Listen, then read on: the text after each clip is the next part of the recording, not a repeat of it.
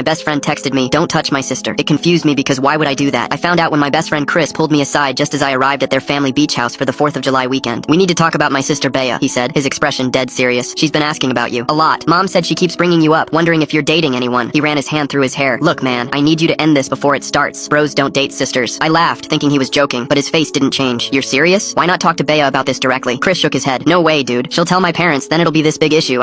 It's a headache. So please, do me a favor. Hit on a few girls in front of her. Be obnoxious. Talk about boring things or whatever. Anything to look undateable in her eyes. From the 10 years we've known each other, I thought I'd heard it all, but this definitely was the craziest." At lunch, Bea greeted me with a huge smile and patted the seat beside her. "Hey, saved you a seat." Before I could take it, Chris appeared with 2 girls he'd apparently invited from town. "This is Ashley and Jess. Let's sit over here, dude." He chose a table right across from his family, in perfect view of his sister, whose smile faded. The guilt hit me immediately. She'd always been so smart and cool, and so much easier to talk to than the girls Chris had forced to come along. It wasn't fun. Chris kept pushing different girls my way all day while we were with his family on the beach, and every time I looked over, Bea was watching with a hurt expression. I couldn't keep it up any longer. So when Bea saved me a seat by the fire pit in the evening, I took it despite Chris's intense Darth Vader stare from across the flames. "So tell me about your graduate program," I said, desperate for normal conversation. Her face lit up, eyes dancing with the fire. We talked for an hour about her research, her internship prospects, the trip to Costa Rica she was planning. She was passionate and brilliant, and I remembered that talking with her was one of the reasons I loved being with her family so much. My phone kept buzzing with texts from Chris. "What are you doing? Stick to the plan. Dude, you're making it worse." I ignored it, and weirdly enough, Chris didn't say anything more about it in the morning. Sure, he wasn't really talking to me, but he wasn't making threats either. I thought maybe he realized his plan wasn't working. But when Bea walked straight past me that morning, I knew something happened. I cornered Chris in the kitchen while everyone else was at the beach setting up for the party. "What did you do?" I asked him immediately. Chris pushed back. "I did what you should have been doing. I made her stop liking you. That's what matters." I felt my blood boil. "What do you mean you made her stop?" His eyes darted left and right. "I just said that you had a girlfriend back home." I gave a disgusted stare. "So now you're lying to her face?" "I had no choice. She was asking Mom for advice and telling her about how much she really liked you, so I panicked." "Can't you just go with it? Let her think you're taken? Like, why are you so angry over this?" He was right. Why was I so upset? He and I looked at each other like we knew the answer, but no one could say it. "I'm protecting her from getting hurt when you guys inevitably break up and I have to choose sides. You want to be the guy who makes me choose between my best friend and my sister? The odds aren't worth it," he said quietly. But he was wrong. It wasn't up to him to decide that for us. So at the party, I approached Bea. "I'm not dating anyone," I told her immediately before she had a chance to run off. Her eyes widened. "But Chris told me." He lied, and there's more than that. "He had asked me to act like a jerk this weekend so you'd lose interest in me. But those girls, they'll never compare to how amazing you are." Her face turned red with embarrassment. "So, you knew about how I felt?" I reached out and held her hand. "I did, but I don't hate it. I'm flattered and happy. I just hate that we don't even have a chance to try." She shook her head. "Give me your phone." I handed it over without question. She scrolled through my texts with Chris and marched straight to her family, holding it up for everyone to see. "Hey Chris, explain these texts where you're telling him to flirt with girls in front of me." The room went silent. Their dad took the phone and read, his jaw tightening. "Christopher, she's 24 years old, not 12. He tried to explain, but no one in his family would let him. So he sat there taking blow after blow from his family. I found Chris alone on the deck later looking miserable. We sat in silence before I finally spoke. "You know I'd never hurt her, right?" He sighed and looked out at the ocean. "Yeah, I know. I guess if she's gonna date someone, better it's someone I know will treat her right than some random jerk who might break her heart." "Brothers?" I nodded. "Brothers."